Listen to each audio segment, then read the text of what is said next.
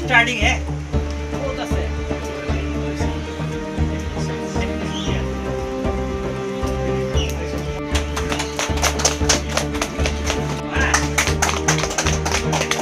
কাক বুলি কয় জানে ভৱিষ্যত কাক বুলি কয়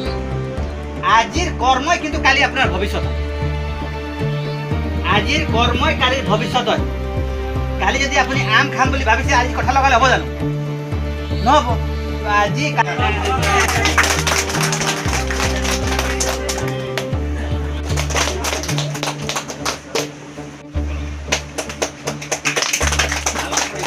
চ্যালেঞ্জ করা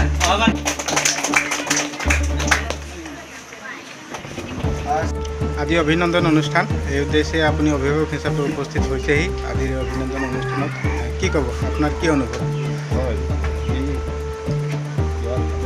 অনুষ্ঠান আয়োজন কৰিছে আমাৰ কোচিং টিচাৰে তো পোনপ্ৰথমে মই আমাৰ সংবাদ মাধ্যমৰ পৰা অহা সুনীল ডাঙৰীয়াক ধন্যবাদ জনাইছোঁ আৰু লগতে ইয়াত উপস্থিত থকা গাৰ্জেন আই মাতৃসকলকো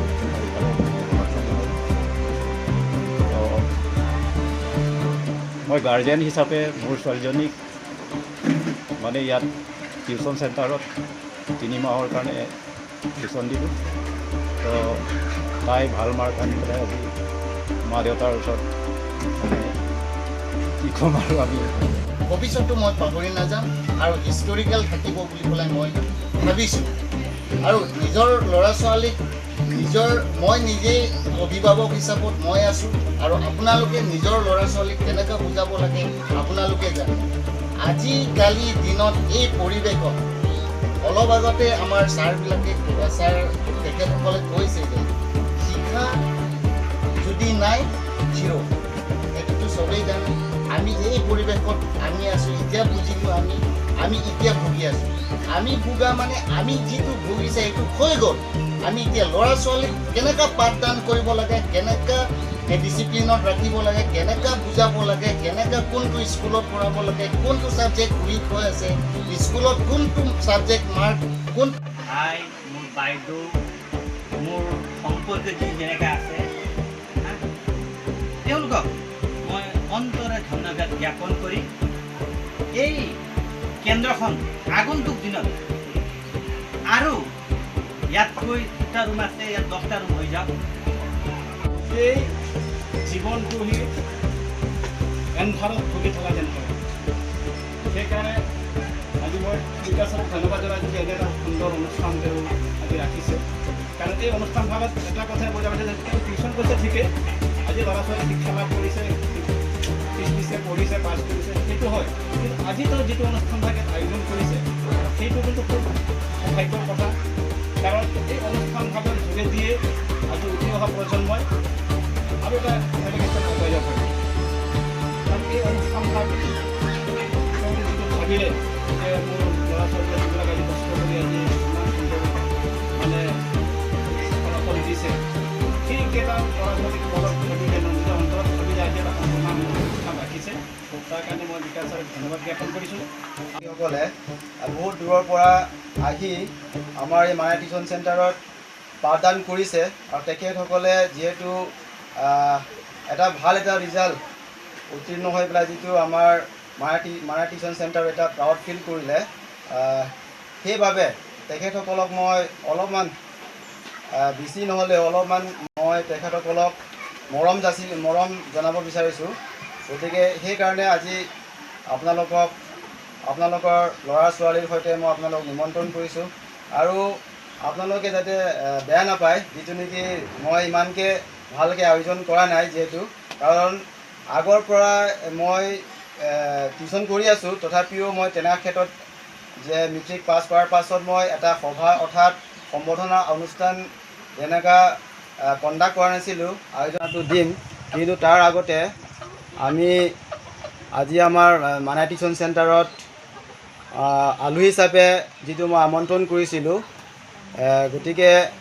আমাৰ হলি ফেথ ইংলিছ স্কুলৰ চেয়াৰমেন ছাৰক আজি আমি পঢ়িম 8.3 4 number, prove the following identities where the angles involved are equal angles for which the expressions are defined. The 4 number 2 to আমি এটা কৰিব গৈ আছো 5 number 2 আমাৰ ইয়াত কুৱেশ্যন আছিলে cos A by. Today we will learn about introduction trigonometry. Now question number 4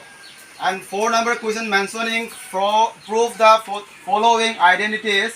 where the angles involved are equal angles for which the expressions are defined. And 4 number question number 2, given that cos A by 1 plus sin A plus 1 plus sin A by cos A equal to sec A. So from here we have to prove that trigonometric questions, and we can solve for these questions like LHS, that means left hand side. From here you can see cos A by 1 plus sin A plus 1 plus sin A by cos A. পোনপ্ৰথমভাৱে আপোনালোকৰ চেনেলক মই ধন্যবাদ জ্ঞাপন কৰিছোঁ। লগতে আজি